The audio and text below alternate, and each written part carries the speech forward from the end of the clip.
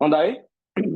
එහෙනම් පුතේ අද දෙවෙනි දවසේ විදියට අපි වාණිජ්‍ය සහ වාණිජ්‍ය නොවන ව්‍යාපාර තමයි මුලින්ම ආරම්භ කරන්නේ. එතකොට අපි කිව්වා ලාභ අරමුණු කරගත් ව්‍යාපාර වාණිජ්‍ය ව්‍යාපාර ලෙස හැඳින්වේ. මේවා පුද්ගලිකාංශය මත පදනම් වෙච්ච ව්‍යාපාරයක්.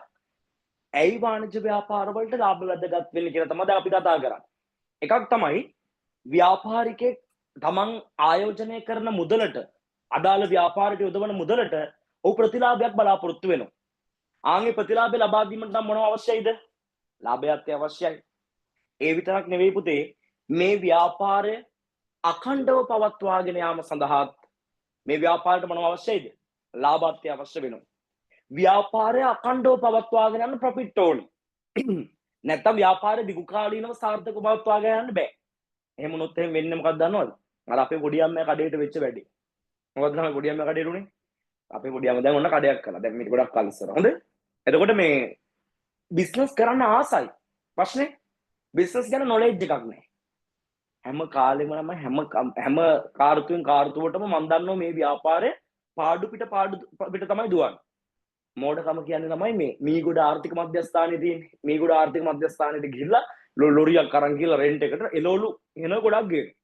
50000 එළවලු ගෙනාව කියලා හිතන්නකො. ඉස්සරහා කඩේ මැස්සක් එහෙම ගහලා සිල්ලර කඩේම වෙනම එළවලු ඒරියා එකක් දාලා ඔන්න එළවලු විකුණනවා. ළමයි එළවලු රුපියල් 20000ක් විතර විකුණලා ඉතුරු ඔක්කොම ටික සමහර දාට කුණු වෙලා විසි කරලා දානවා. නෑ ගණන් ගන්න ඊළඟට ආයි ඊළඟ පාරක් යනවා. ඔහොම කාලයක් තිස්සේ ගියා. දැන් ඔය අවුරුදු කාලෙට දැන් ඔය නෑගම් යන්නේ. අපිත් ඒ කාලේ දැන් ඔය නෑගම් යනකොට පොඩි අම්මලා ගෙදර අනේ කඩේට ගියාට පස්සේ පුතේ අර අවුරුදු කාලෙට ලොකු පාටි දාලා අර මේ කරලා මොකද කරන්නේ? අර එන සෙට් එකේ පොඩි සෙට් එකක් ඉන්නවනේ. ඒතකොට මාත් පොඩි ඒ දවස්වල හොඳේ. සුදු ඔයාට රුපියල් 5000ක් ඔයාට 5000ක් 2000ක් 3000ක් කියලා අර එන ළමයි හිනව සෙට් එකක් නුන් කොළ සල්ලි බෙදනවා. ලාච්චින් ගන්න හොඳේ. ඒවා ගැනිලි. ඒවා සදාහන් කරන්න ඕන ව්‍යාපාරේ අයිතිකරු විසින් පුද්ගලික ප්‍රයෝජන ගත්තා කියලා. ඒ මොකොත් දන්නේ නැහැ. මොකද උනේ? දැන් ඒ කඩේ තියෙනවා. ඒ කඩේ වැහුවා. ඒ කඩේ වැහුවේ විශාල පිරිසකට ණය බරකුත් එක්ක. බැංකු වලින් ණය අරගෙන, පොලියට සල්ලි අරගෙන අන්තිමට ණයකාරයෙක් වෙලා තමයි බිස්නස් එක වහලා දැම්මේ. ඒකෙන්ද මතක තියාගන්න බිස්නස් අඛණ්ඩව ගෙනියන්න බෑ ඉස්සරහට මොනව නැතුවද? ලාභ උත්පාදනය කරන්න නැතුව. රයිට්? හිතන්න හැම අවුරුද්දකම මට ඉන්නේ ළමයි 10යි 3යි 5යි 5යි ඒ වගේ පොඩි සංඛ්‍යාවක් කියලා මම ලක්ෂ 10ක් විතර වෙලම් කරනවා ඇඩ්වර්ටයිසින් වලට හැම අවුරුද්දෙම. ඉතින් මට අන්තිමට ණය ගෙවා ගන්නවත් වෙන්නේ නැහැ. ඒකින්ද ලාභ නැතුව ව්‍යාපාරයකට අඛණ්ඩව යන්න බෑ. ඒකින්ද වාණිජ්‍ය ව්‍යාපාර වලට ලාභ වැදගත් වීමට දෙවෙනි හේතුව තමයි පුතේ ව්‍යාපාරය මක් කරගන්න එකද? අඛණ්ඩව පවත්වාගෙන යාමට. ඇයි තව ව්‍යාපාර වලට ලාභ අවශ්‍ය වෙන්නේ? තව එකක් තමයි කොම්පිටිෂන් එකට තරඟකාරීත්වයට සාර්ථකව මුහුණ දෙන්න ව්‍යාපාර වලට පුතේ ලාභ අවශ්‍යයි. මංචකේ ඇඩ්වර්ටයිස්මන්ට් එකක් යනකොට ටීවී එකේ අනිත් පැත්තෙන් මෙලිබන් එකේ ඇඩ්වර්ටයිස්මන්ට් එකකුත් යනවා. නේද? එයාටෙල් ඇඩ් එකක් යනකොට මෙන්න ඩයලොග් ඇඩ් එකක් යනවා. BS සර් කෙනෙක් පෝස්ටර් එකක් ගහුවාම මාත් පෝස්ටර් එකක් ගහනවා. BS සර් කෙනෙක් අලුතෙන් පන්තිය මොනවාද පාඩම පටන් ගන්නවා කියලා FB පෝස්ට් එකක් දානකොට බූස්ට් එකක් ගහනකොට අපිත් ඒක කරනවා. කියන්නේ කම්පිටිෂන් එකට මුහුණ දෙන්න නම් ව්‍යාපාරයට ලාභ තියෙන්න ඕන. ලාභ නැතුව ව්‍යාපාරයකට කම්පිටිෂන් එකට සාර්ථකව මුහුණ දෙන්න බෑ. ඔලුවට ගියද කතාවද? එහෙනම් තරඟකාරීත්වයට සාර්ථකව මුහුණ දීම සඳහා ව්‍යාපාරයකට මොනව අවශ්‍යයිද පුතේ? කියන්න. ලාභය අත්‍යවශ්‍යයි. ඒ විතරක් නෙවෙයි. ව්‍යාපාර වර්ධනයටත් ලාභ අවශ්‍යයි පුතේ. ව්‍යාපාර වර්ධනය කර ගැනීම සඳහාත් ලාභ අවශ්‍යයි. දැන් මට මතකයි මම ජොබ්ස් කියන ෆිල්ම් එක බැලුවා. හොඳේ. Apple සමාගමේ නිර්මාතෘ ස්ටිව් ජොබ්ස්ගේ ජීවිත කතාව තමයි මේ ෆිල්ම් එක ඇතුළේ ගහලා තියෙන්නේ. මුලින්ම මැක් පරිගණකය නිෂ්පාදනය කරනකොට ස්ටිව් ජොබ් අපිට පෙන්වනවා පුතේ ෆිල්ම් එකේ අර නිකන් ගෙදරක පොඩි කාමර කෑල්ලක රයිට් මකුළු බෙල් බැඳලා කම්පියුටර් අර මනම් කෑලි මහගේ වීසි කරලා ඒ වගේ තැනක අර පොඩි ලයිට් එකක් ගහගෙන රෑ එළි වෙනකම් මිනිහා මොකද කරන්නේ? අර ෆෝන් එක හදන වැඩේ කරනවා. පරිගණකය හදන වැඩේ කරනවා. එහෙම පටන් ගත්ත බිස්නස් එකේ අද තත්ත්වය ගැන පොඩ්ඩක් අපි හිතලා බලුවොත් ඔය Apple සමාගමේ ෆැක්ටරි එක දැකලා තියෙනවද? ඒ කියන්නේ භෞතිකව නෙමෙයි. ඔයා YouTube එකේ Google එකේ සර්ච් කරලා බලන්න Apple ෆැක්ටරි කියලා. right? ඇමරිකාවේ කැලිෆෝනියා නගරේ ස්ථාපිත කරලා තියෙන Apple ෆැක්ටරි එකේ මව් සමාගම. ළමයි ඒක ඩොලර් ට්‍රිලියන ගානක ඉන්වෙස්ට්මන්ට් එකක්. මහා විශාල ලස්සන ෆැක්ටරි එකක්. රවුමක් වගේ තියෙන කැලයක් මැද්ද වගේ නිකන් ලස්සනට ගහලා ළමයි අර කාමර කෑල්ලක පොඩියට පටන් ගත්ත වැඩේ ඒ තරම් ලෝක ප්‍රසිද්ධ කියන්නේ ලෝකේ ඉහළම මට්ටමේ සමාගමක් බවට පරිවර්තනය වෙනකොට එයාට මොනවද අවශ්‍ය වුණාද?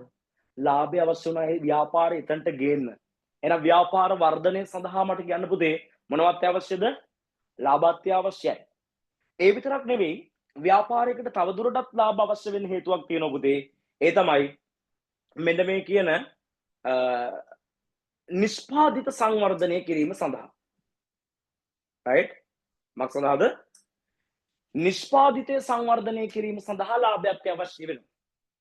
ඒ කියන්නේ ළමයි යම් ප්‍රොඩක්ට් එකක් ව්‍යාපාරයේ විසින් නිෂ්පාදනය කරන ප්‍රොඩක්ට් එකක් අවුරුද්දෙන් අවුරුද්ද කාලච්ඡේදයෙන් කාලච්ඡේදයට සංවර්ධනය කිරීම සඳහා ව්‍යාපාරයකට ලාභාත්‍ය අවශ්‍ය වෙනවා. දැන් මට මතකයි මම මුලින්ම ගත්තේ Samsung Galaxy S2 කියලා ෆෝන් එකක් මගේ පළවෙනි ස්මාර්ට් ෆෝන් එක. පැහැදිලිද? මේක ළමයි මං ජීවිතේ මුලින්ම ගත්ත මගේ සල්ලි වලින් ගත්ත පළවෙනි ස්මාර්ට් ෆෝන් එක. හැබැයි අද වර්තමානයේ Samsung සමාගමේ ලේටස්ට්ම ස්මාර්ට් ෆෝන් එක මොකද්ද මේ ෆ්ලැග්ෂිප් මට්ටමේ S25 ෆෝන් එක. පැහැදිලිද? ඒ කියන්නේ ළමයි මේ ෆෝන් එකයි අතට ගත්තොත් මෙහෙම මට තප්පරයක් දෙනවා මම S2 එක පෙන්නන්න. තාම තියෙනවා මං ගාව බඩු. හරි? wait 1 minute. okay?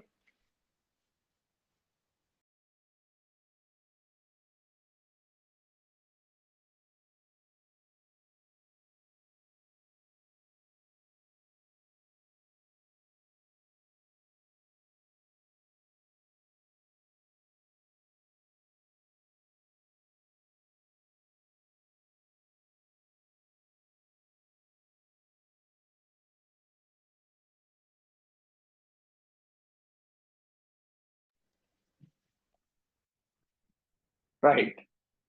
මේ 2012 අවුරුද්දේ ගත්තේ හොඳ. ඒ වැඩ කරන්නේ නැහැ. නමුත් අර නටමුන් වගේ තියලා තියෙනවා. බොක්ස් එකක් තියෙනවා තාම එහෙම පිටින්. මේ ඉතින් Samsung Galaxy S2 ස්මාර්ට්ෆෝන් එක. මේක තමයි ඒගොල්ලෝ මුලින්ම ලෝකේ අල්ලගත්තේ මෙන්න මේ ෆෝන් එක තමයි Samsung සමාගම. 8 මෙගාපික්සල් කියලා ගහලා තිනවා Samsung කියලා ගහලා තිනවා. මේක දැන් අර හෝම් බටන් එකක් නැහැ මේ. වැඩ කරන්නේ නැහැ මේ බටන් නම් එමින් එබෙන්නේ. නමුත් අර මම ආසාවට තියාගෙන ඉන්න මගේ පළවෙනි ෆෝන් එක කියලා. හරි කතාව. S25 එකේ මේකයි අතර ගත්තොත් එහෙම ළමයි අහසට පොළොවයි හා සමානයි. ඇයි ඒ තරමටම ඩෙවලොප්මන්ට් එකක් කරලා තියෙනවා. එහෙනම් ඒ විදිහට ඩෙවලොප් කරන්න පුළුවන් උනේ කොහොමද ළමයි යාළුවගේ ප්‍රොඩක්ට් එක? ඒ ව්‍යාපාරය ලාභ ලැබපු නිසා. එහෙනම් ව්‍යාපාරයක නිෂ්පාදිතය සංවර්ධනය කිරීම සඳහා මොනවද අත්‍යවශ්‍යද? ලාභය අත්‍යවශ්‍යයි. ළමයි මගේ A level ක්ලාස් එක මම 2018 තමයි ෆස්ට් ටයිම් පටන් ගන්නෙ. ඒ ක්ලාස් එකේ මම පළවෙනිමටම නිබන්ධනය නිකුත් මේ හදපු විදිහ මට මතක් වෙනවා. මුලින්ම ළමයි මේ මුළු ටියුට් එකම නෙමෙයි හොඳේ ව්‍යාපාර පදනම සහ පරිසරයේ දවස්වලත් තිබුණේ පාඩම පළවෙනි පාඩම විදියට. ඒ පාඩමේ මුල් යුනිට් එකක් පොඩි යුනිට් එකක් සාමාන්‍ය පිටු 20ක විතර මම කඩේ කමියුනිකේෂන් එකට ගිහිල්ලා කම්පියුටරින් වර්ඩ් වලින් යන්තම් සන්තම් පිටු ටිකක් සෙටින් කරගෙන පළවෙනි ටියුට් එක හදාගෙන ඇවිල්ලා දැන් ඔන්න මම දැන් මේ ගෙදරදී කවරෙකුත් ඒගොල්ලන්ට කියලා හදාගෙන ඇවිල්ලා කොළ ටික අරන් මම ගෙදරදී හදනවා කියලා හිතාගෙන ආවේ ටියුට් එක. ගෙදර ගෙනහලා ළමයි දැන් කොළ ටික මෙහෙම තියලා කවරෙත් යකින් තියලා දැන් ඔන්න මම කටු ගහන්න හදනවා. හොඳයි. දැන් කටු ගහනකොට ස්ටේපරයක් දැන් පොඩි ස්ටේපර්ස් වාගාව තියෙන මං ගාව ගෙදර පොඩි ස්ටේපරයක් තිබුණා. දැන් මම මෙහෙම දාලා කටු ගහන්න බලන මැද්දෙන් දැන් මේ ස්ටේපරේ වෙන්න මේ හරියට දෙන්න දිග දැන්.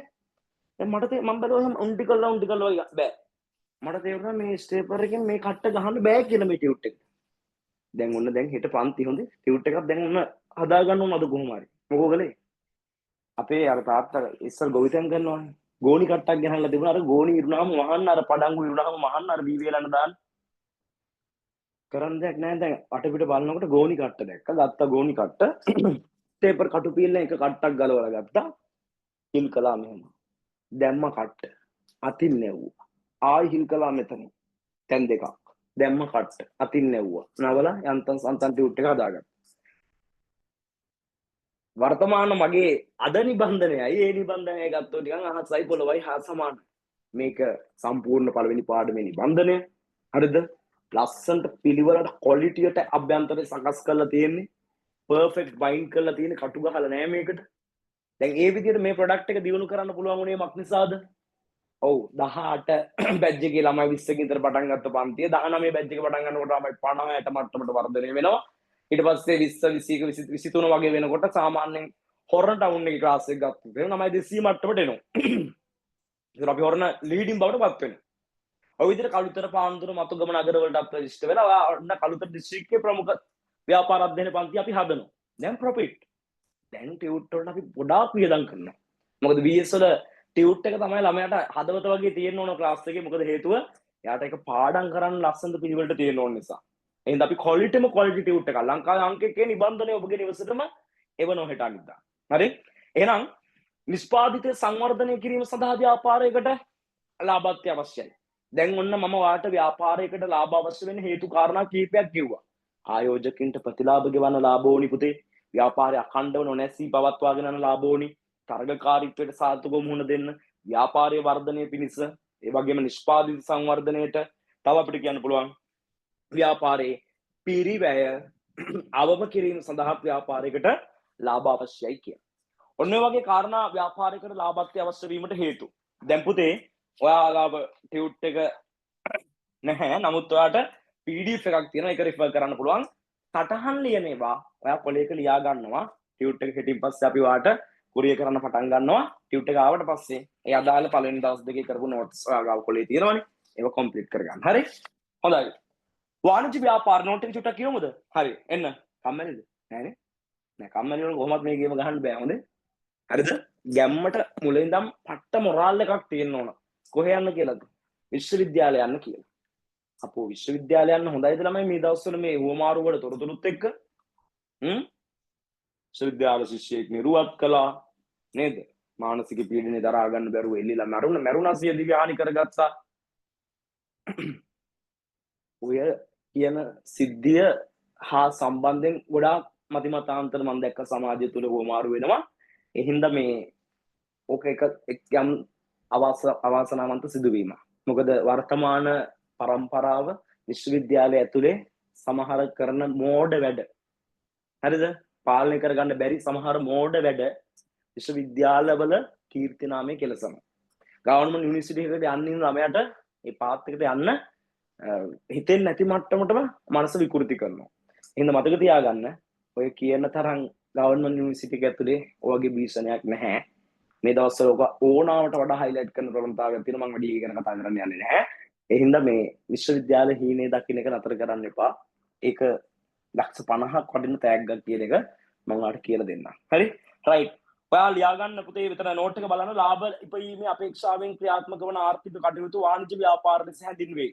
මෙම ව්‍යාපාර ලාභයට ප්‍රමුඛතාවයක් දෙමින් ව්‍යාපාර කටයුතු වල නිරත වේ. ලාභ අපේක්ෂාව මෙම ව්‍යාපාරවල විශේෂිත ලක්ෂණයයි. මෙම ව්‍යාපාර බහුතරයක් පුද්ගලිකාංශයේ සතු වේ. මෙම ව්‍යාපාර වලට ලාභය ඉතාමත් වැදගත් වේ.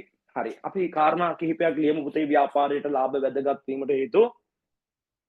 ලියන්න අංක 1 ආයෝජකයින්ට ප්‍රතිලාභ ගෙවීම සඳහා. ආයෝජකයින්ට ප්‍රතිලාභ ගෙවීම සඳහා.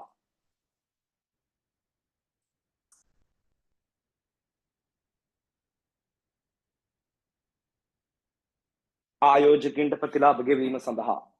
2 ව්‍යාපාරය අඛණ්ඩව පවත්වාගෙන යාම සඳහා.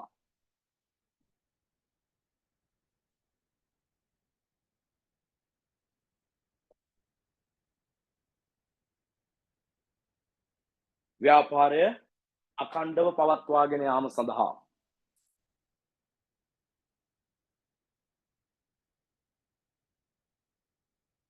ව්‍යාපාරය අඛණ්ඩව පවත්වාගෙන යාම සඳහා. 3 එක ව්‍යාපාරය වර්ධනය කිරීමට. ව්‍යාපාරය වර්ධනය කිරීමට.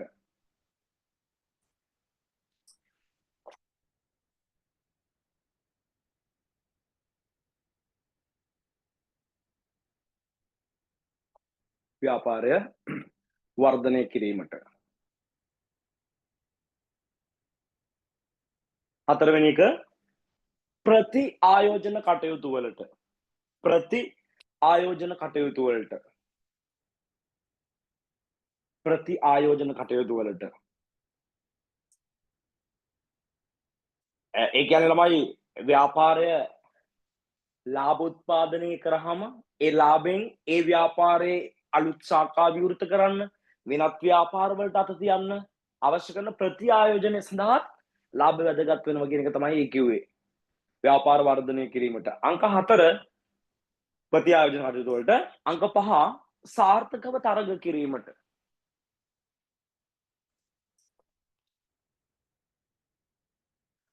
සාර්ථකව තරඟ කිරීමට. වාණිජ්‍ය ව්‍යාපාර වලට ලාභ වැදගත් වීමට හේතු ගැන අපි කතා කරමින් ඉන්නේ පුතේ. අංක 5 අපි කිව්වේ සාර්ථකව තරඟ කිරීමට. 6 වෙනි එක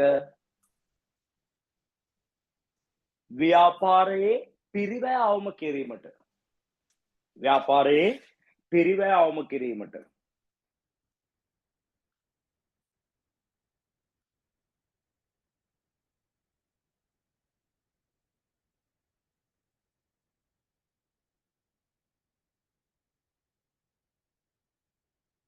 ව්‍යාපාරයේ පිරිවැය අවම කිරීමට.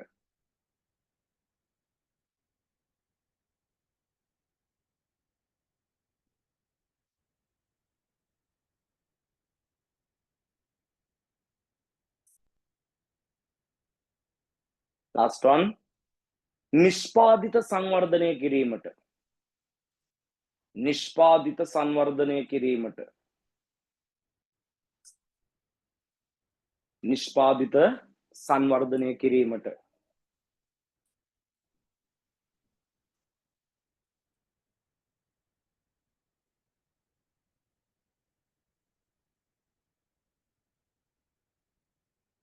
නිෂ්පාදිත සංවර්ධනය කිරීමට. හොඳයි.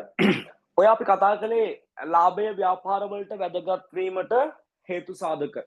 දැන් අපි non commercial business පැත්තට යනවා වාණිජ්‍ය නොවන ව්‍යාපාර පැත්තට. පැහැදිලි කිරීම අපි කරේ ලාභ ආරමුණින් තොරව පවත්වාගෙන යන ව්‍යාපාර වාණිජ්‍ය නොවන ව්‍යාපාර වේ. මේවා වැඩිපුරම ફોකස් වෙලා තියෙන පුතේ පොදු අංශේ. රාජ්‍ය අංශේ තමයි මේවා වැඩිපුරම ફોකස් වෙලා තියෙන්නේ. හැබැයි ඉතින් පුද්ගලික අංශෙත් මේ කියන වාණිජ්‍ය නොවන ව්‍යාපාර නැතුවා නෙවෙයි සමුපකාර ව්‍යාපාරය. එතනින් ගත්තට පස්සේ ඔය පොදු සුබ සාධන සමිති ඒ වගේ විවිධ සංවිධානත් අපිට වාණිජ්‍ය නොවන ව්‍යාපාර විදිහට දකින්න පුළුවන්. දැන් ළමයි මේ වාණිජ්‍ය නොවන ව්‍යාපාර ගැන කතා කරනකොට උදාහරණ විදිහට අපිට කියන්න පුළුවන් පාසල විශ්වවිද්‍යාලය මරණාධාර සමිතිය ලෝක සෞඛ්‍ය සංවිධානය සතුපුරුෂ සංවිධානය මේ වගේ වාණිජ්‍ය නොවන ව්‍යාපාර වලට එක්සැම්පල් අපිට ගොඩක් කියන්න පුළුවන්. දැන් වාණිජ්‍ය නොවන ව්‍යාපාර වලට ලාභය වැදගත්ද නැත. ඒගොල්ලෝ ලාභ උත්පාදනය කිරීමේ කිසිම බලාපොරොත්තුවක් නැහැ. හැබැයි මේගොල්ලන්ට යම් ආදායමක් නැතුව මේ ව්‍යාපාරේ පවත්වාගෙන යන්නත් බෑ. පැහැදිලිද? දැන් වාණිජ්‍ය නොවන ව්‍යාපාර වලට ලාභය අත්‍යවශ්‍ය නොවුනට අවශ්‍ය නැති වුණාට මේගොල්ලන්ට ආදායමක් නැතුව ව්‍යාපාර කටයුතු පවත්වාගෙන යන්න බෑ. ඇයි ඒ? ගමේ පන්සලට විදුලි බිලක් එනවද තමයි? ඔයා මට කියන්න. ගමේ පන්සලට කරන්ට් බිල් එකක් එනවද? ඈ? එනවා. බිල් එක නැත්නම් ලයිට් කපනවා. ලයිට් කපනවා. පැහැදිලි කතාව. ඒ හින්දා මේ වාණිජ්‍ය නොවන ව්‍යාපාර වලටත් විවිධ ගෙවීම් කරන්න තියෙනවා. විදුලි බිල්පත් ගෙවන්න තියෙනවා, වරිපණම් වියදම් ගෙවන්න තියෙනවා, රක්ෂණ වියදම් ගෙවන්න තියෙනවා, සේවක වැටුප් ගෙවන්න තියෙනවා. විවිධාකාර උපකරණ මිලදී ගන්න සිද්ධ වෙනවා. විවිධ ගෙවීම් තියෙනවා ඒගොල්ලන්ට. හැබැයි මේ ගෙවීම් කරන්න ඒගොල්ලෝ ගාව මොනවද තියෙන්න ඕනද? ෆන්ඩ් එකක් අරමුදලක් තියෙන්න ඕන. ඒ අරමුදල් සම්පාදනය කර ගැනීම සඳහා වාණිජ්‍ය නොවන ව්‍යාපාරත් පුතේ විවිධ කාර්යයන්වල නිරත වෙනවා. ඒ අනුව වාණිජ්‍ය නොවන ව්‍යාපාර ආදායම් රැස් කරගන්න ප්‍රධාන මාර්ග කිහිපයක් අපිට කියන්න පුළුවන්. මේ බලන්න. ලාභ අපේක්ෂා නොකලත් ආදායමක් රැස් කර ගැනීම සඳහා ඒගොල්ලෝ විවිධ මූලාශ්‍ර භාවිතා කරනවා. ඔයාලා ළමා සමාජයේ කෙනෙක් ඉඳලා තියෙනවද? දැන් නම් යවුවනේ නේද? යවුන සමාජිකාර. ඉන්දියා නම් ඔයාගේ අම්මා තාත්තා මරණාධාර සමිතිය ඉන්නවා නම් ගමේ නියෝජනය කරන මොකක් ගෙවන්න ඕනේද? සමාජික මුදලක් ගෙවන්න ඕනේ. පැහැදිලිද? එහෙනම් පුතේ පළවෙනි එක තමයි සමාජික මුදල්. ඔය කියන වාණිජ්‍ය නොවන ව්‍යාපාර ආදායම් රැස් කරගන්න පුතේ මොනවද? සමාජික අරමුදල් වලින්. ඒ විතරක් නෙවෙයි ඒගොල්ලෝ අරමුදල් රැස් කර ගැනීම සඳහා භාවිතා කරන තව මූලාශ්‍ර තියෙනවා. මොනවද?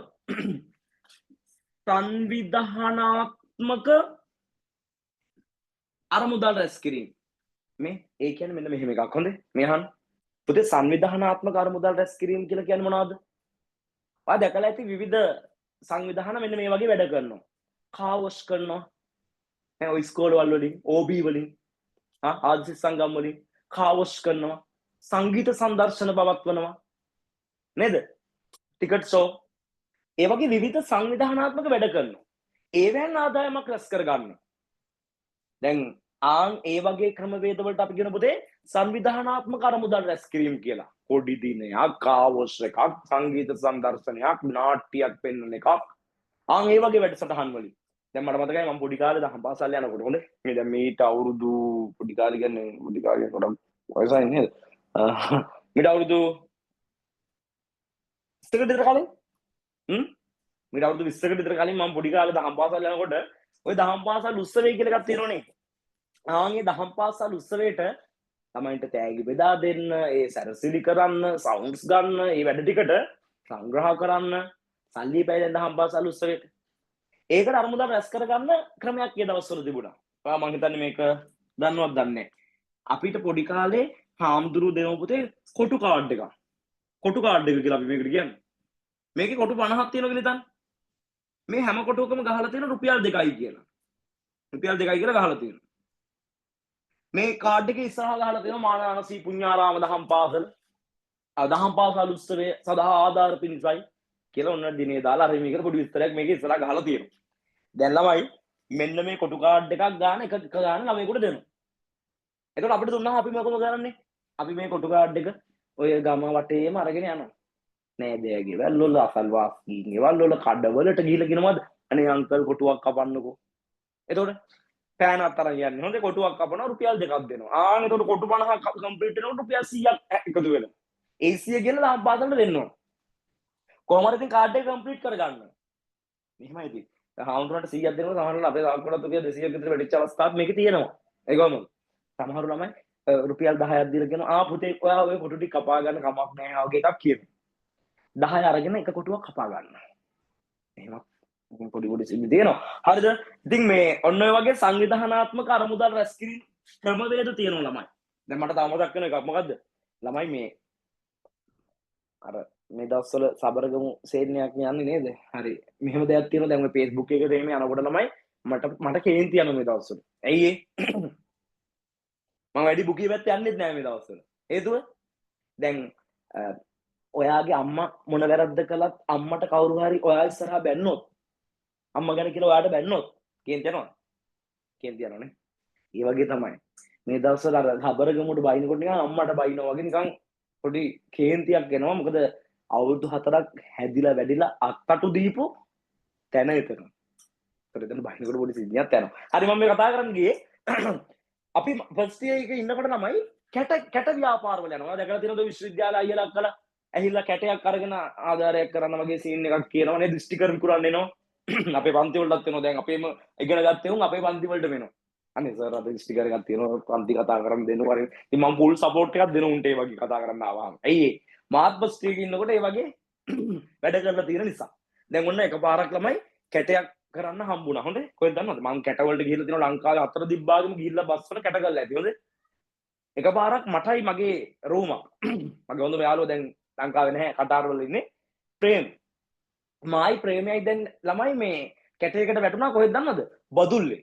ඔන්න දැන් සබරගමුවේනේ අපි පඹහින් හන්දිය කියලා තියෙන එතන ප්‍රධාන පාර පඹහින් හන්දියට ඇවිල්ලා පාන්දරින්ම නැගලා බස් එකේ ගිහිල්ලා ඔන්න දැන් බදුල්ල ටවුන් එකෙන් ගිහින් බැස්සා. බහැලා දැන් ඔන්න උදේටත් කාලා දෙන්නත් එක්ක කැට දෙකක් තියෙනවා දෙන්නගේ අතේ. හොඳේ. දෙන්නත් එක්ක කැට දෙක අරගෙන දැන් ඔන්න නැග්ගා බස් එක. ඔන්න බස් වලට නගිනවා. සාමාන්‍ය සෙනගින්න බස් වලට නැගලා ඉතින් අපි අපේ කතාව කියනවා. ප්‍රේමයා තමයි දැන් කතා කරන්නේ. හොඳේ. ප්‍රේම මොකද කියන්නේ? ආදරණීය අම්මේ තාත්තේ අයියා අක්කේ නංගියේ මල්ලියේ අපි ශ්‍රී ලංකා සබරගමු විශ්වවිද්‍යාලයේ කළමනාකරන අධ්‍යයන පීඨේ මේ රටේ නිදහස් අධ්‍යාපනය රැක ගන්න කියලා පොඩ්ඩක් අත එහෙම මෙහෙම කරලා පොඩ්ඩක් යම්මට කියනවා දැන්. ළමයි මිනිස්සු සල්ලි දාන්නේ නැහැ සතයක් හොඳේ. ඇයි ඒ? ආපෝ මුම්මේ ජේවිපි කාර්යකට ඉස්සර හම්බඩු ගහලා තිබුණේ ඔය කැට එහෙම අරන් ගිහලා ඔය නිදහස් අධ්‍යාපනය ගැන කියපු ගමන් මිනිස්සු දන්නවා මේ දේශපාලන එවුන් තමයි මේ ඇහිල්ලෙන්නේ. සල්ලි දාන්නේ නැහැ. බස් 10 කට කතා කළා අයියෝ තාම රුපියල් 50ක්වත් එකතු වෙලා නැහැ කැට දෙකට. මේ බොරව ගන්න යන්නත් ඉපේ. නැත්තම් චාටර්. කැට බොරවගෙන යනවා. මොකෝ කලේ? දෙන්නත් එක්ක දැන් ඔන්න බස් කීපයකට ගියා. හරියන්නේ නැහැ වගේ වැඩේ මං කිව්වා ප්‍රේම්. මේ ඊළඟ බස් එකේ මං කතා කරන්නම්ද? උඹ කතා කරහන් කිව්වා. දැන් මම නැග්ගා ළමයි අපි දෙන්නත් එක්ක දැන් ඌ පිටිපස්සෙන් ඉන්න මං නැග්ගා මේ බදුළු මහියංගනේ බස් එක. සාමාන්‍යයෙන් සෙනග පිරලා වගේ වාඩි වෙලා ඉඳිය තව හපාරක් දෙන කිටගෙනත් වගේ මේ මට්ටමක කවුඩ් එකක් ඉඳියා. මම දැන් බස් එකේ යනකල කතාවක් කියනවා. මොකද්ද?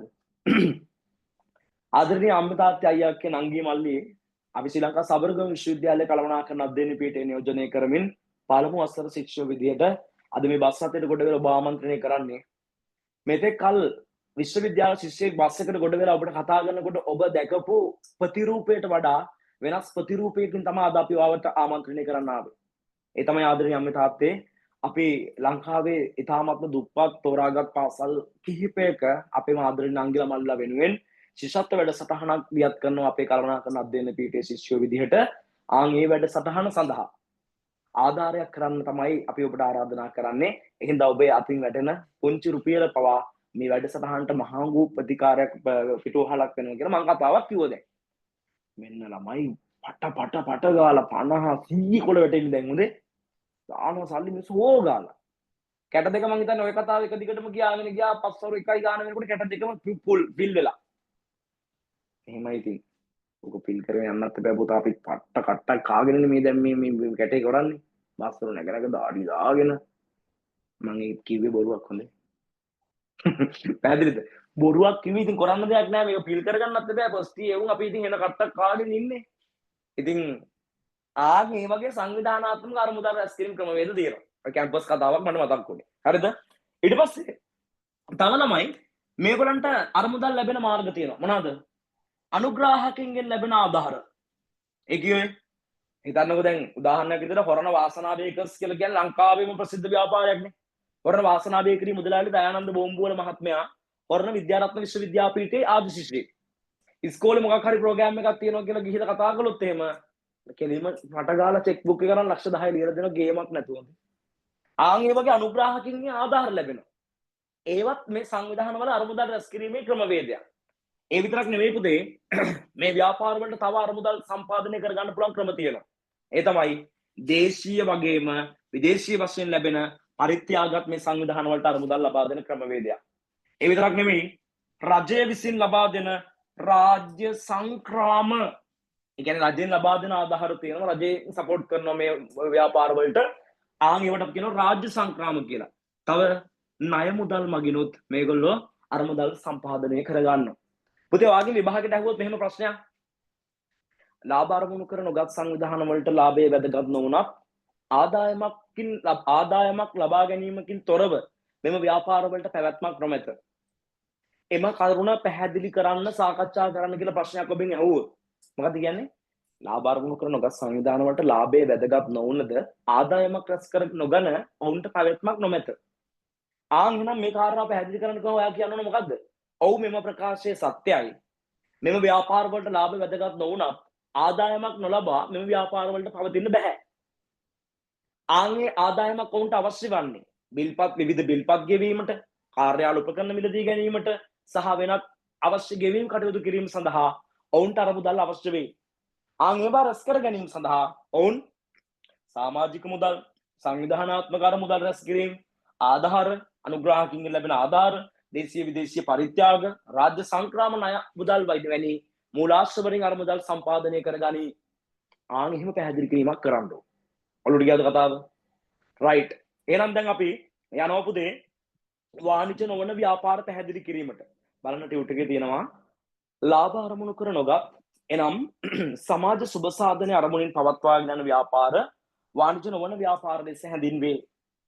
සමාජ සුබ සාධන, සමාජික අභිවෘද්ධිය වැනි පොදු පරමාර්ථ මුදුන් පමුණවා ගැනීම සඳහා මෙම ව්‍යාපාර සිදු කරන අතර ලාභ ඉපයීම කෙරෙහි අවධානයක් යොමු නොකරයි. මෙම ව්‍යාපාර ලාභ අපේක්ෂා නොකලත් ආදායමක් අපේක්ෂා කළයි. අන්න පොයින්ට් එක. විවිධ බිල්පත් ගෙවීම, සේවක වැටුප් ගෙවීම, නඩත්තු වියදම් පවත්වාගෙන යාම වෙනුවෙන් මෙම ව්‍යාපාර වලට ආදායමක් අවශ්‍ය වේ. එතන ළමයි ස්ටැන් දෙකක් තියෙනවා. කමාදදා අපි වාණිජ නොවන ව්‍යාපාර වලට මෙතන එක්සැම්පල් කිහිපයක් ලියමු. ඊට පස්සේ වාණිජ නොවන ව්‍යාපාර ආදායම් රැස් කර ගැනීම සඳහා භාවිතා කරන ක්‍රමවේද ටික අපි සඳහන් කරමු. රයිට්. ඔයා පුතේ වාණිජ නොවන ව්‍යාපාර වලට එක්සැම්පල් කිහිපයක් ලියා ගන්න මෙහෙම. විශ්වවිද්‍යාල මෙහෙම ලියන්නකෝ. රාජ්‍ය විශ්වවිද්‍යාල. රාජ්‍ය විශ්වවිද්‍යාල.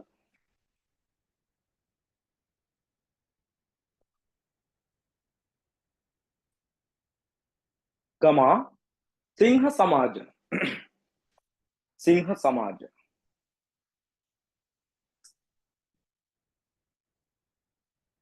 सिंह समाज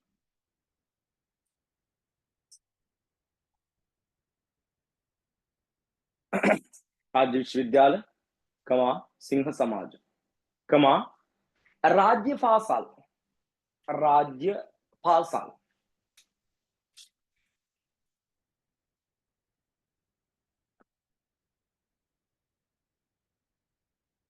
Kalian pulang sarwode sarwode व्यापार sarwode कमा लोक सौख्य संविधाने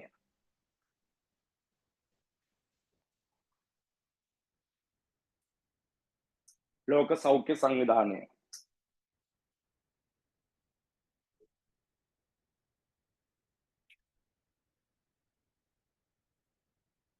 लोक सौख्य संविधाने දැන් පුතේ ඔයාලට උතන තියෙනවා වාණිජ නොවන ව්‍යාපාර ආදායම් සපයා ගන්නා මාර්ග කියලා මාතෘකාවක්. වාණිජ නොවන ව්‍යාපාර ආදායම් සම්පාදනය කර ගන්න මාර්ග. ලිස්ට් අවුට් කරමු පිටු අංක 7 1 2 3 4 5 6 කියලා. අංක 1 සමාජික අරමුදල්. සමාජික අරමුදල්.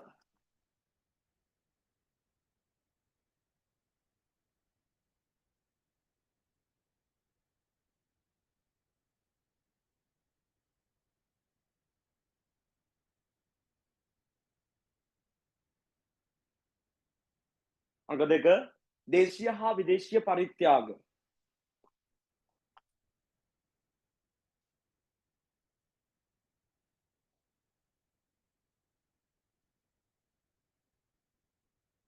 දේශීය හා විදේශීය පරිත්‍යාග.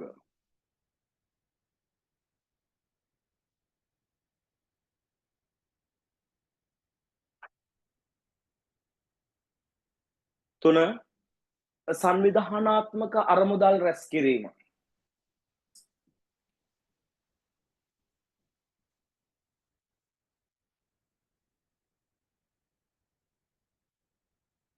සංවිධානාත්මක අරමුදල් රැස් කිරීම.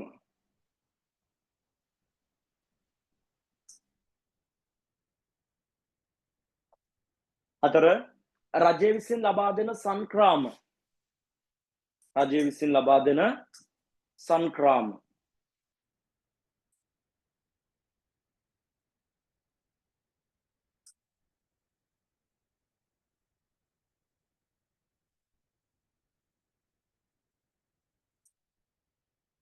රජය විසින් ලබා දෙන සංක්‍රාම.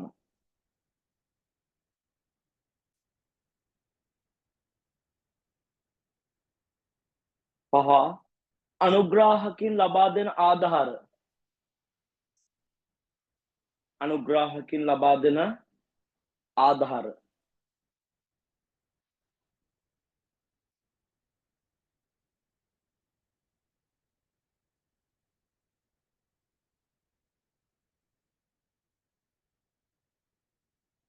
අනුග්‍රාහකින් විසින් ලබා දෙන ආධාර. අවසාන එක ණය මුදල්. ණය මුදල්.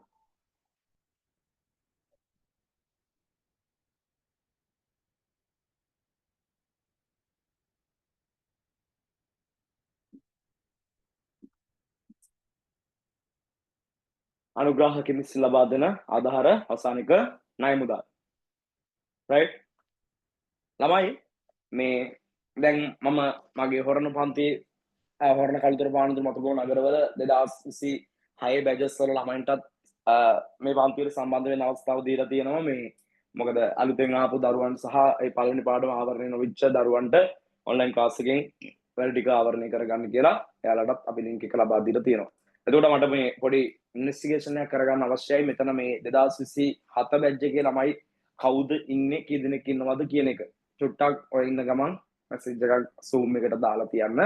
2027 A level නම් 2027 A level කියලා 2026 A level නම් 2026 A level කියලා පොඩි මැසේජ් එකක් කොහොම නිකන් තියලා තියන්න හොඳේ. මට ඒක පොඩ්ඩක් ඔයාලට බලා ගන්න පුළුවන් කවුද 27 බැච් එක නියෝජනය කරමින් ඉන්න ළමයි ගන්න කියන එක. ඒක අපිට පන්ති ඉන්වෙස්ටිගේෂන් එකකට වැදගත් වෙන නිසා. එහෙනම් ඔය ඉන්න ගමන් නිකන් සේෆ් එකේ 2027 level නම් 2027 level 2026 level නම් 2026 level කියලා පොඩි මැසේජ් එකක් Zoom එකට දාලා තියන්න. හොඳයි? හරි? හරි. ව්‍යාපාර හර සංකල්ප කියන මාතෘකාවට එන්න. business core concepts. මොනවද ව්‍යාපාර හර සංකල්ප කියලා කියන්නේ? ළමයි මේ බලන්න. අපි කියනවා මේ ව්‍යාපාර කියන සංකල්පය නිර්මාණය වෙන්නේ යම් යම් සාධක විශාල ප්‍රමාණයක් පදනම් කරගෙන. ව්‍යාපාර කියන සංකල්පය නිර්මාණය වෙන්නේ පුතේ මේ කියන හර සංකල්ප එහෙම නැත්නම් ඊට පදනම් වෙච්ච සාධක රාශියක එකතුවකින්. ආන්ගේ සාධක වලට ඒ සංකල්ප වලට අපි කියනවා පුතේ ව්‍යාපාර හර සංකල්ප කියලා. හරි? ඒ විදිහට ව්‍යාපාර හර සංකල්ප විදිහට අපිට හඳුනා ගන්න පුළුවන් හර සංකල්ප විශාල ප්‍රමාණයක් තියෙනවා. මෙතනදී අපි ඒ හර සංකල්ප ටික මුලින්ම නම් කරලා one by one වෙන වෙනම කතා කරමු. මේ හර සංකල්ප එකින් එක විස්තරාත්මකව. රයිට්. අපි ඉංග්‍රීසි වචනෙට ගැලපෙන ලියාගෙන යමුද ඉක්මනට. රයිට්. එහෙනම් needs කියලා තියෙනවා අවශ්‍යතා. needs අවශ්‍යතා. රයිට්. දෙවෙනි එට තියෙන එහා පැත්තේ දෙවෙනි එක. හොඳ transaction කියලා කියන පුතේ ගනුදෙනු. transaction කියනවා ගනුදෙනු. ඊට පස්සේ තියෙනවා wants තුන්වෙනි එක වමනා. තුන්වෙනි එක wants වමනා.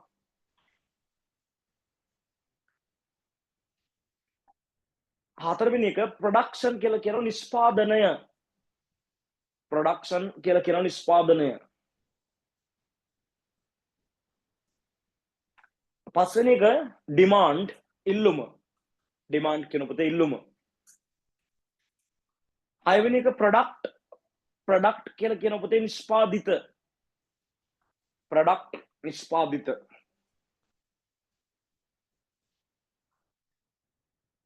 value කියලා කියන හත්වෙනි එක වටිනාකම.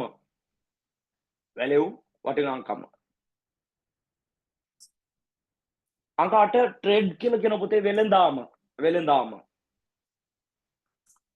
trade කියලා කියන වෙළඳාම. අංක 9 satisfaction තෘප්තිය. satisfaction කියලා කියන පුතේ තෘප්තිය.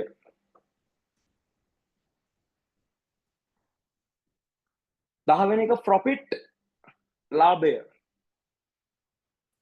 profit ලාභය.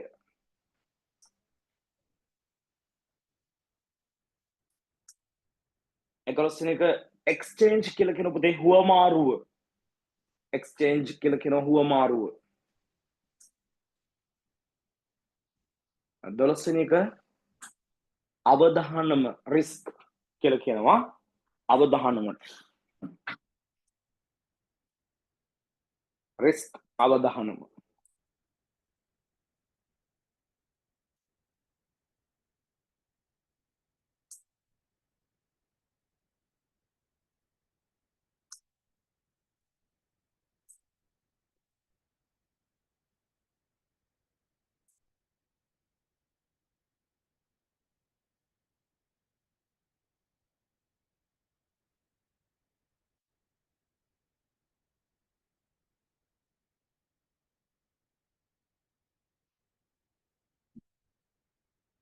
right? දරුවෙක් රෙකෝඩින් ඉල්ලලා තියෙනවා ෆස්ට් ලෙසන් එකේ. ඒ කියන්නේ ෆස්ට් සෙෂන් එකේ WhatsApp මැසේජ් එකක් තියන්න පුතේ රෙකෝඩින් එක වන්න.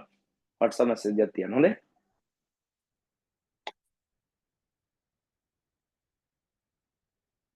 හරි. අනිත් කට්ටියක් දාන්න මම මැසේජස් ටිකක් බැලුවා. හොඳේ. අනිත් කට්ටියක් දාන්න. 2027 level ද 26 level ද කියන එක පොඩ්ඩක් Zoom එකට මැසේජ් එකක් තියන්න පුතේ.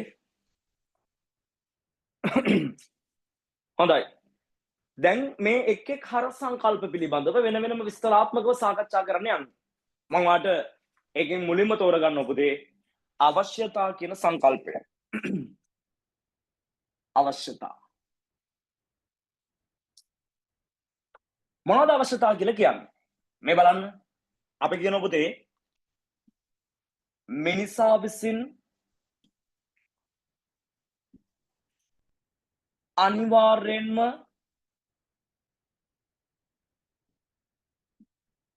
සපුරාගත යුතු මිනිසා විසින් අනිවාර්යෙන්ම සපුරාගත යුතු කායික හා මානසික තත්ත්වයන්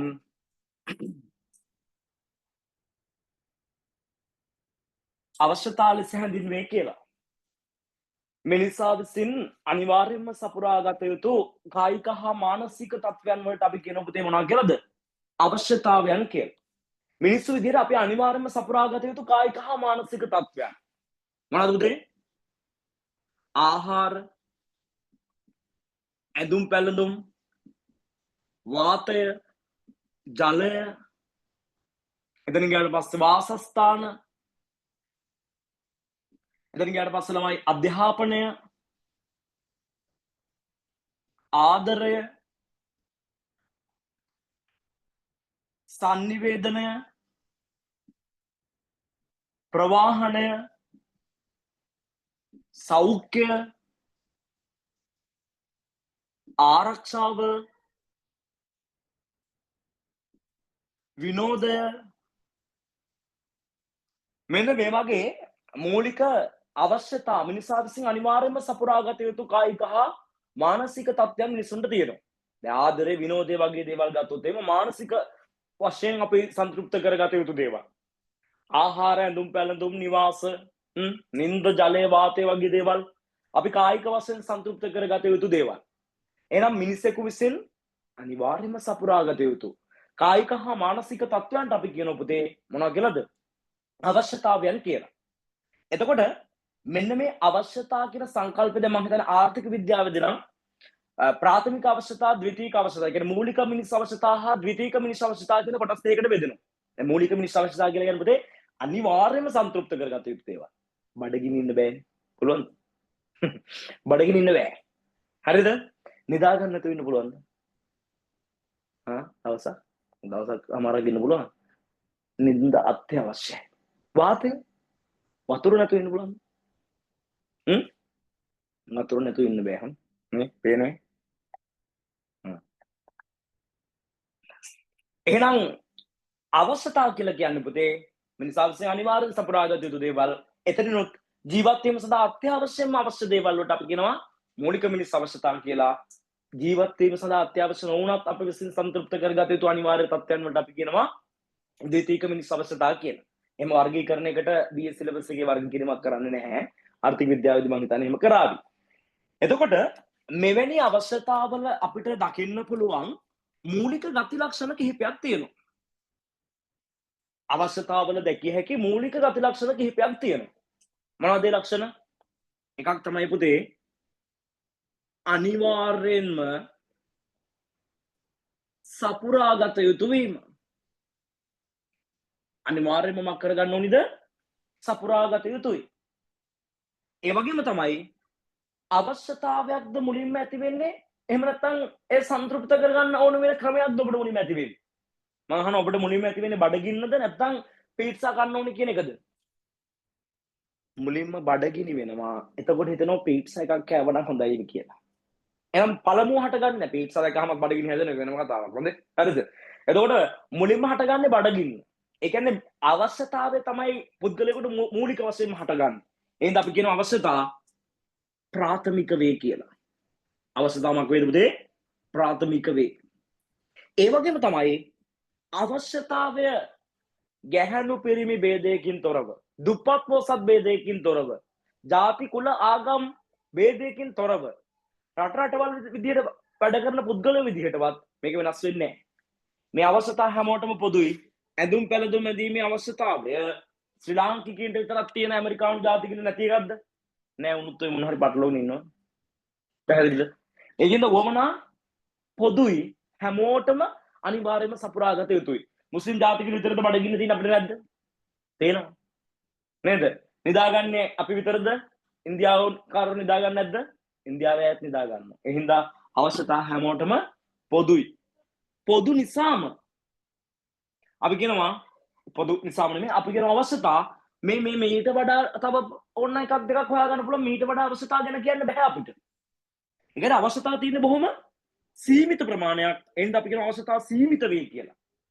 ඒ විතරක් නෙමෙයි පුතේ අවශ්‍යතා සීමිත වෙනවා වගේම තමයි අවශ්‍යතා අපි කියන සීමිත වීම නිසාම අවශ්‍යතා සරල වෙයි කියලා.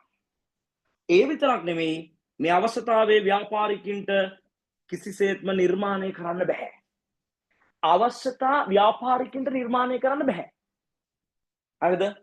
දැන් KFC එකෙන් කිව්වද බඩගින්න කියලා එකක් කොන්න බඩගින්න මෙන්න පිස්සා මේ මොනවද KFC බිරියානි තියෙනවා ඔයාලට වෙන මොකක්වත්ම නැහැ මේක තමයි බඩගින්න මේක තමයි බඩගින්න කියන්නේ කියලා කෑම හැදුවේ නෑ. බඩගින්න ඔබ උප්පත්තිය ඉඳලා අරන් ආපු දෙයක්. ඒ තෘප්තිමත් කර ගැනීමට ලස්සන ක්‍රමවේදයක් අපි හැදුවා කියලා තමයි එයා අපිට ඉදිරිපත් කිරීම කළේ. එයා අපේ බඩගින්න නෙවෙයි නිර්මාණය කළේ බඩගින්න නිවාරණ ක්‍රමවේදයක් විතරයි හැදුවේ. ව්‍යාපාරිකයෙකුට අවශ්‍යතා ක්‍රියේට් කරන්න බෑ. පැහැදිලිද? එහෙනම් අවශ්‍යතා නිර්මාණය කළ නොහැකි වීමත් අවශ්‍යතාවල මූලික ගති ලක්ෂණයක්. අපි අවශ්‍යතා පැහැදිලි කළා, එක්සැම්පල් දුන්නා, අත්‍යවශ්‍යයෙන් තිබිය යුතු ලක්ෂණ ගැන කතා කළා. අපි ඊට පස්සේ මේකත් එක්ක හා බැඳිච්ච ඊළඟ සංකල්පයට යන් වමනා සංකල්පයට දැන් අපි මුලින්ම අර්ථකථනය ලියාගෙන ඉමු. ළමයි ඔයාලට ටියුට් එකේ පිටු අංක 8 අවශ්‍යතා පැහැදිලි කිරීම needs කියන්නේ මොකක්ද කියලා පැහැදිලි කිරීම ලියන්න තියෙනවා. ලියන්න මෙහෙම මිනිසා විසින් අනිවාර්යයෙන්ම සපුරාගත යුතු මිනිසා විසින් අනිවාර්යයෙන්ම සපුරාගත යුතු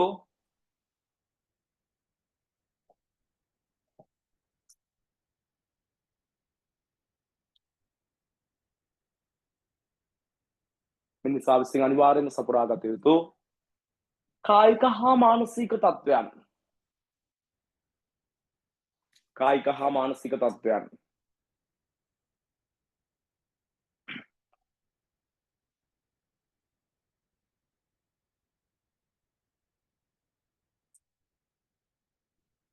කායික හා මානසික තත්ත්වයන් අවශ්‍යතා ලෙස හැඳින්වේ.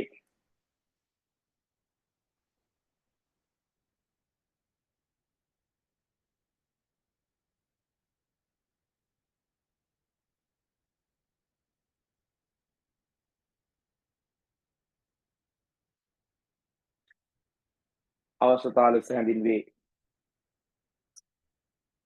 රයිට්. එතන ළමයි ඉංග්‍රීසියෙන්ත් ඔයාලට අර්ථකථන දීලා තියෙනවා. ඒවා අනිවාර්යයෙන්ම බලා ගන්න. ආපහු සිංහල මාධ්‍යයෙන් ඉගෙන ගන්න chance එකක් ඔබට එන්නේ නැහැ. ඔබට මේ අවසාන chance එක තමයි සිංහල මාධ්‍යයෙන් ඉගෙන ගන්න ඇහිලා තියෙන විශ්වවිද්‍යාල කිසිම එකක ඉංග්‍රීසි මාධ්‍යයෙන් හැර මොකක් දෙන්නේ නැද්ද? ඩිග්‍රියක් දෙන්නේ නැහැ. ඒ විතරක් නෙමෙයි ඔබ ප්‍රොෆෙෂනල් කෝස් එකක් කරන්න ගියත් සීමා ස්ටාර්ටඩ් CIMA මොකක් කරන්න ගියත් අද ඉංග්‍රීසි මාධ්‍යයෙන් තමයි ඔබට ඉගෙන ගන්න වෙන්නේ. සිංහලෙන් ඉගෙන ගන්න සිද්ධ වෙන අන්තිම chance එක. මෙතනින් පස්සේ නිකන් එක පාට නිකන් උසල පොළේ ගැහුවාගේ ඉංග්‍රීසි මාධ්‍ය ගන්නන්න ගන්නවා. එතකොට ඔබට ඉංග්‍රීසි වචනයක්වත් මෙලොවත් දෙලොවත් තේරෙන්නේ නැතුනම අමාරු වෙනවා කතාව. ඒත් ඔය දාලා තියෙන නිර්වචන අනිවාර්යෙන් චුට්ටක් හරි පාඩම් කටපාඩම් කරන්න කියන නෙමෙයි. මං කියවන්න කට හුරු වෙන්න කියවගෙන යන්නේ. හරිද? ඔයාලට ඒක කොච්චර සපෝට් වෙනවද කියන එක බලන්නකෝ. කැම්පස් ගියාම වගේ ඔයාලට තේරෙයි. හරිද? අදටත් ඔය කැම්පස් එකේ ඉන්න අයියලා කළා මෙසේජ් දානවා මාරලා මොකද? සර් ටියුට් එකේ තිබිච්ච ඉංග්‍රීසි ටික බලාගත්ත සර් ඒ දවස්වල ඉඳන් අම්මෝ ඒක මාර chance එකක් සර් මෙහි ආවට පස්සේ තමයි ඒක තේරෙන්නේ. මේ වගේ ඕන තරම් කියලා තිනවට. හරිද? රයිට්.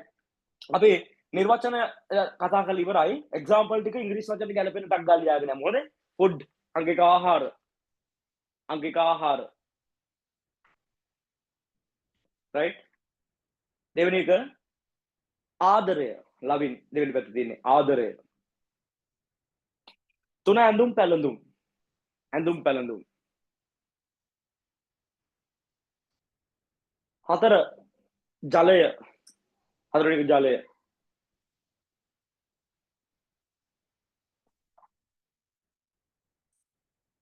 පහ වාසස්ථාන. වාසස්ථාන.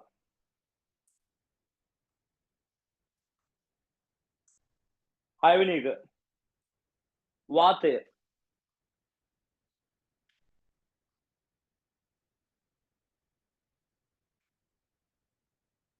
වාතය. හත්වෙනි එක හෙල්ත් මොකක්ද? සෞඛ්‍ය. හෙල්ත් කියන සෞඛ්‍ය. අටවෙනි එක security ආරක්ෂාව. security කියලා කියනවා ආරක්ෂාව. නවවෙනි එක education අධ්‍යාපනය. education අධ්‍යාපනය.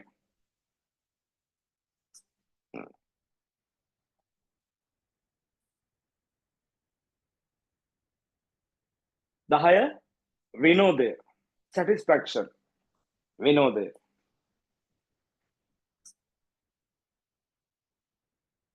අංක 11 ප්‍රවාහනය ට්‍රාන්ස්පෝර්ට් 12 කමියුනිකේෂන් sannivedana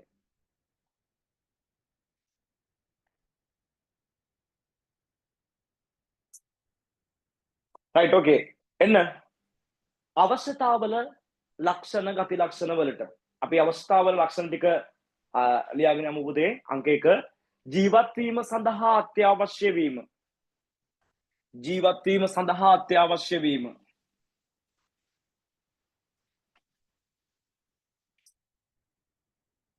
ජීවත් වීම සඳහා අත්‍යවශ්‍ය වීම අවශ්‍යතාවල ලක්ෂණ common to all සෑම පුද්ගලයෙකුටම පොදු වීම අංක 2 සෑම පුද්ගලයෙකුටම පොදු වීම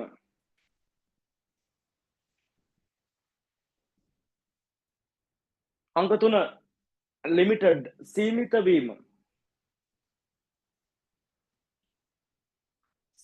වීම හතර being primitive කියලා කියන ළමයි ප්‍රාථමික වීම අංක 4 ප්‍රාථමික වීම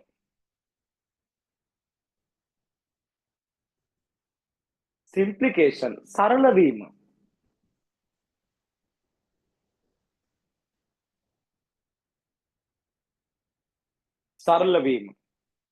inability to create කියලා කියනවා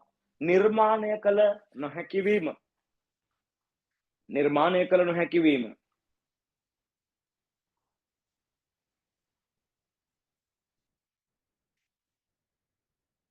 හොඳයි අවශ්‍යතාව කියන සංකල්පයෙන් පස්සේ යහ බැඳුණු ඊළඟ සංකල්පය තමයි පුතේ අපි කතා කරන්නේ උවමනා wants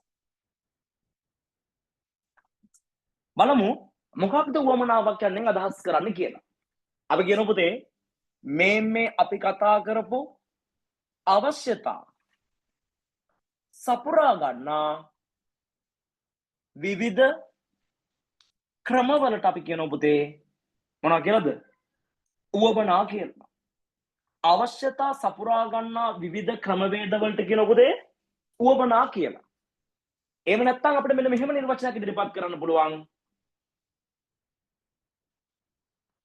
කිසියම් අවශ්‍යතාවයක් ඉටු කර ගැනීම සඳහා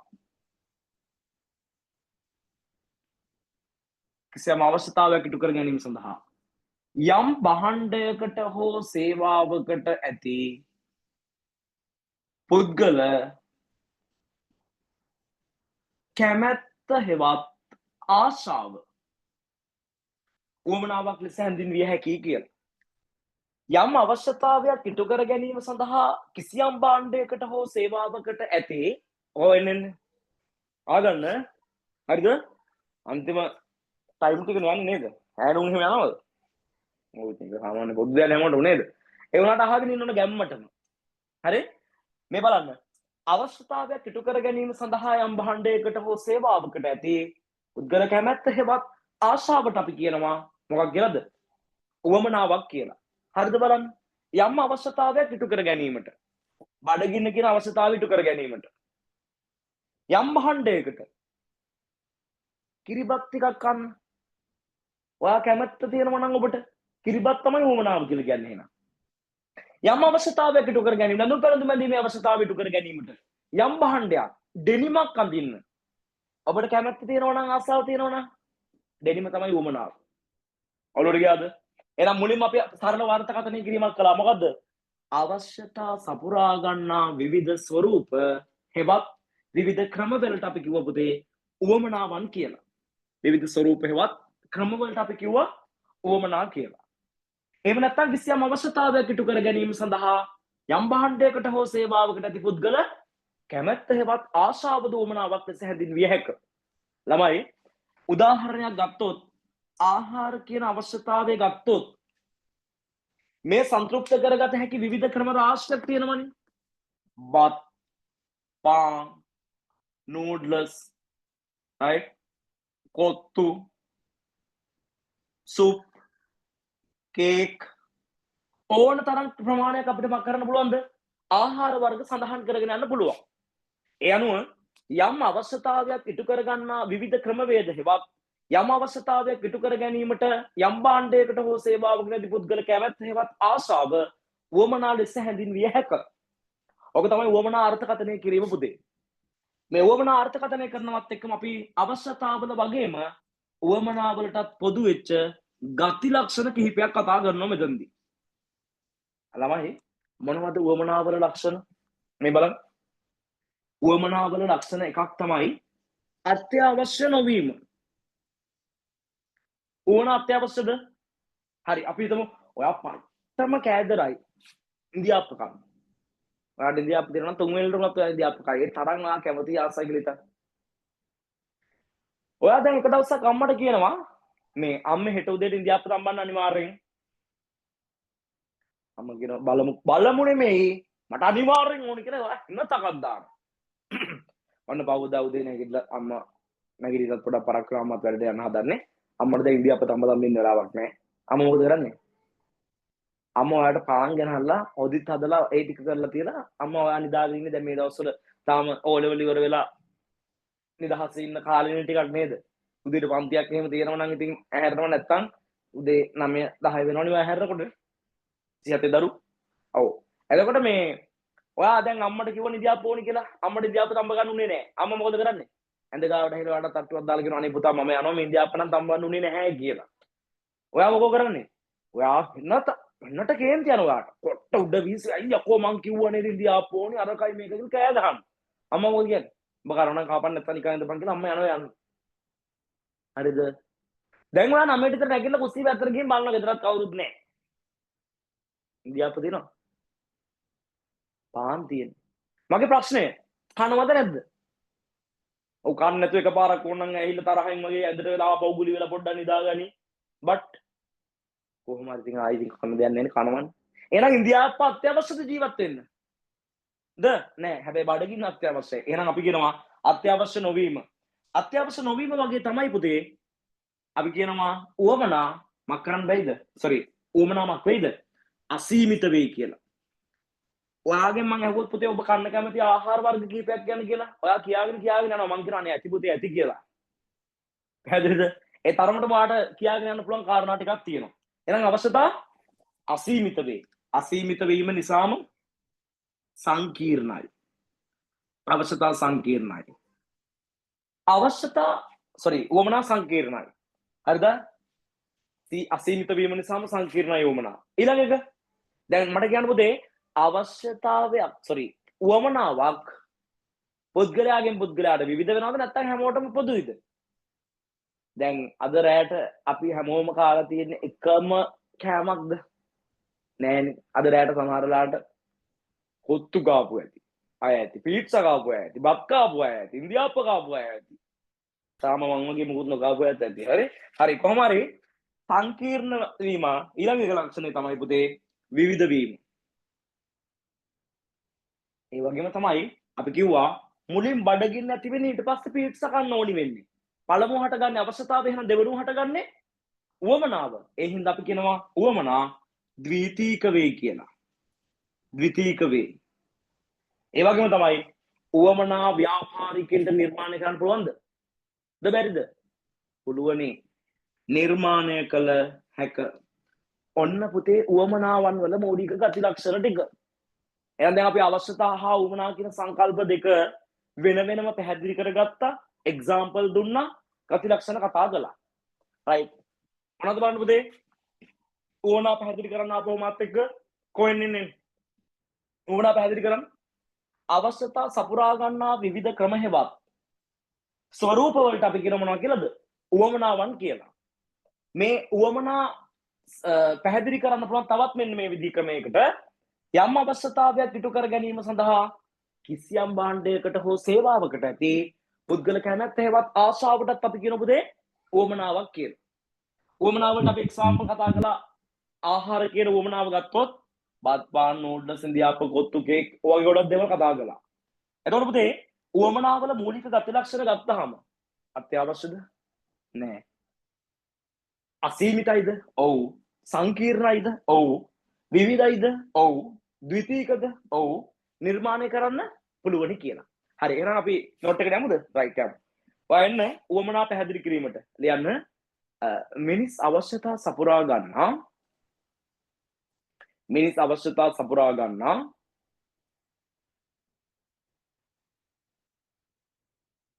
විවිධ ක්‍රම මිනිස් අවශ්‍යතා සපුරා ගන්නා විවිධ ක්‍රම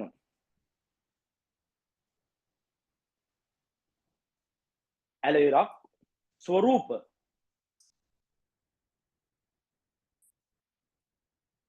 ඇලවිරක් ස්වරූප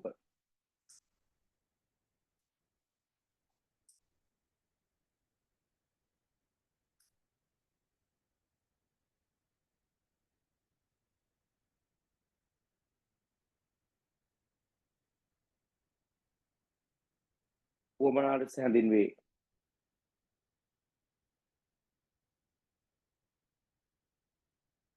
උවමනා ලෙස හැඳින්වේ.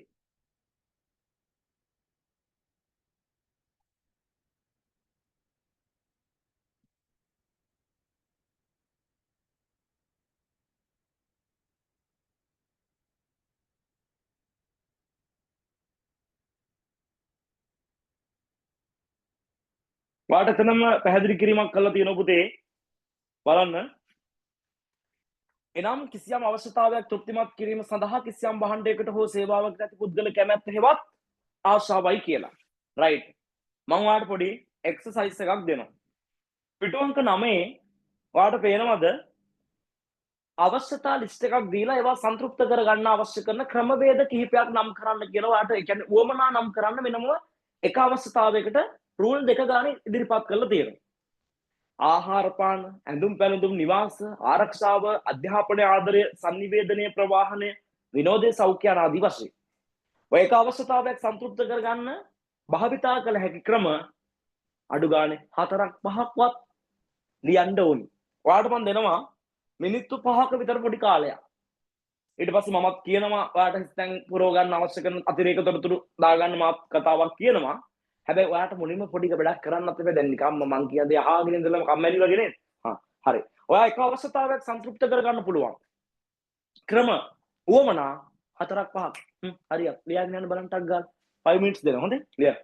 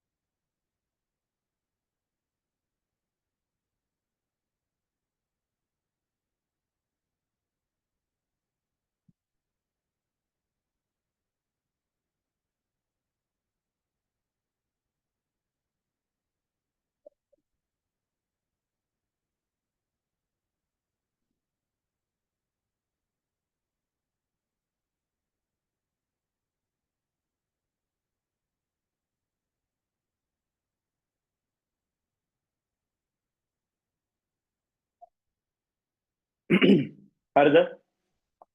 එතකොට පුතේ ඕවනා කියන සංකල්පයට එක්සාම්පල්ස් ලියාගෙන යන්න තියෙන්නේ දීලා තියෙන අවශ්‍යතාවන් එක ගලපලා. දැන් ඔයාලට පේනවා ඇති ආහාර පාන අවශ්‍යතා. මම ඒක ගැන කතා කරන්නේ නැහැ. මොකද ඔයා ඇති වෙනකන් ලියලා ඇති ඒක ඉඩත් පදි වෙන්නේ මේ ටික ලියාගෙන. ඔක්කොම රෝල් ටික ලියන්න පුළුවන් මේ ටිකනේ. මොනවද? බත් පාන් නූඩ්ල්ස් ඉන්දියාප කොත්තු ඕන එකක් ලියන්න පුළුවන් නේ. ඇඳුම් පැළඳුම් වලින් අවශ්‍යතාවයක් ඒක ගැන මට කතා කරන්න දෙයක් නැහැ. නේද? ඕන තරම් ඇඳුම් පැළඳුම් වර්ග ඔබ කැමති ඒවා ඔබ උතර සටහන් කරලා ඇති. වෙනස් ඒවා තිබුණොත් මං කියන ඒවාට වඩා ඔයාට හරිද වැරදිද කියලා බලා ගන්න ඕන දේවල් මයික් එක ඔන් කරලා කතා කරන්නත් පුළුවන්.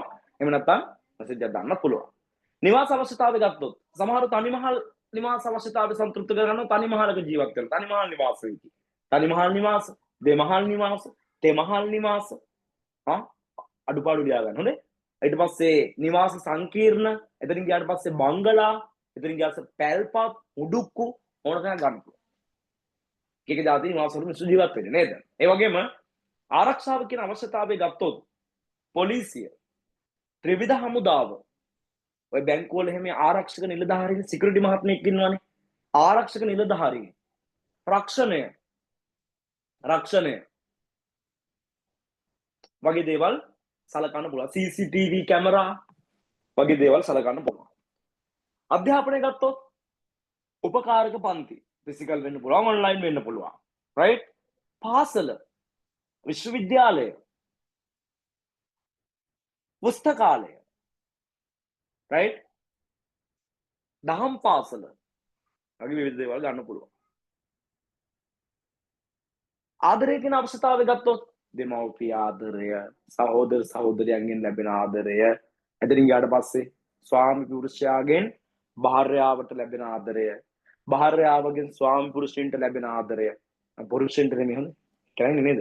ස්වාමි පුරුෂයාට ලැබෙන ආදරය. එතනින් ගියාට පස්සේ ආදරවන්තයාගේ ආදරය, ආදරවන්තියගෙන් ලැබෙන ආදරය වගේ කීපයක් ලියන්න පුළුවන්. ඔතනම ඊට පස්සේ සංනිවේදනය ගත්තොත් සංනිවේදනයට ඔක්කොම ලියාගෙන යන්න එපා. Instagram, TikTok, Facebook, Viber, Imo ඔක්කොම ඒ ඔක්කොම සමාජ මාධ්‍ය ජාල. හොඳේ. සමාජ මාධ්‍ය ජාල.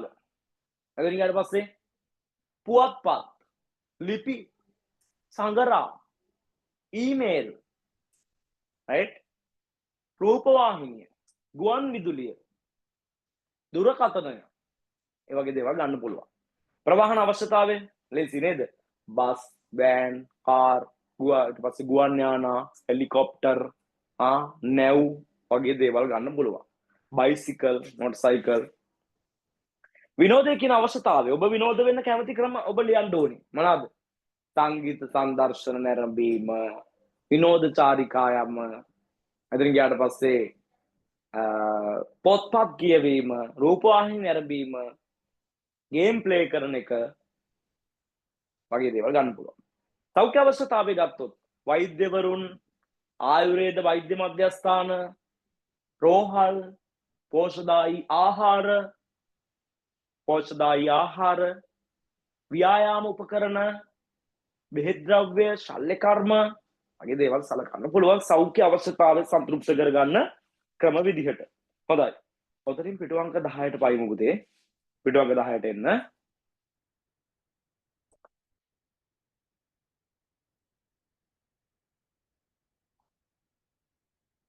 පිටු අංක 10ට එන්න පුතේ. පිටු අංක 10 අපි කතා කරන්නේ අවශ්‍යතාවන් හා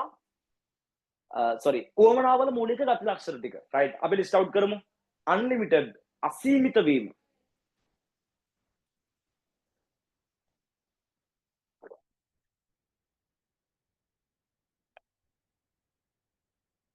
අසීමිත වීම. varies from person to person. පුද්ගලයාගෙන් පුද්ගලයාට විවිධ වීම. පුද්ගලයාගෙන් පුද්ගලයාට විවිධ වීම.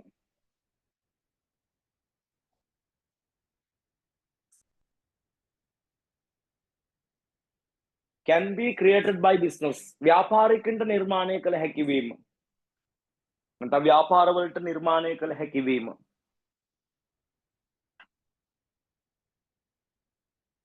ව්‍යාපාරවලට නිර්මාණය කළ හැකි වීම.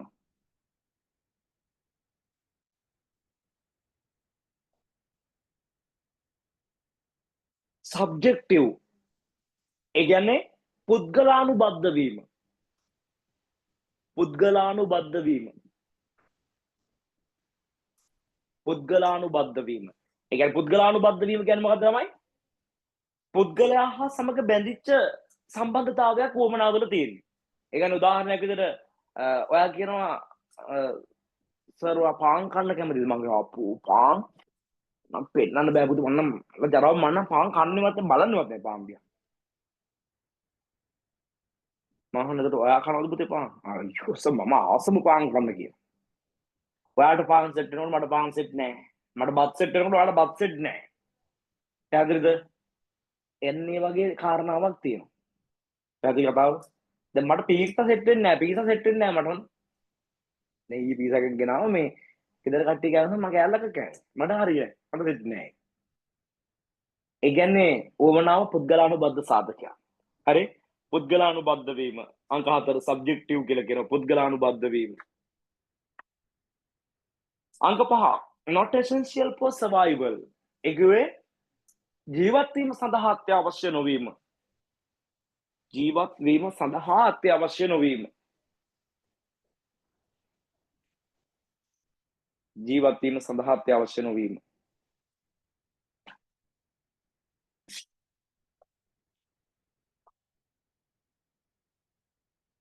secondary ඒ කිව්වේ ද්විතීක වීම. ද්විතීක වීම. ද්විතීක වීම. complicated සංකීර්ණ වීම. සංකීර්ණ වීම.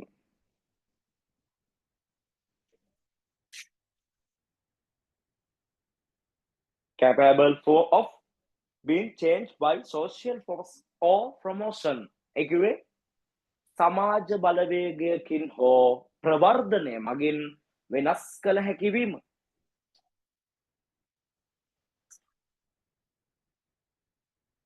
සමාජ බලවේගයකින් හෝ ප්‍රවර්ධනය මගින් වෙනස් කළ හැකි වීම.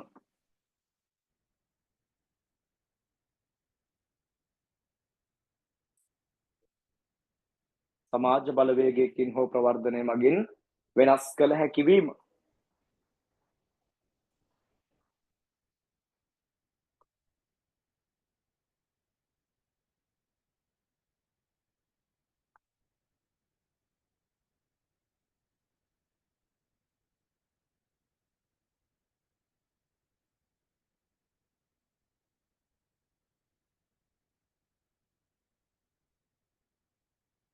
හොඳයි.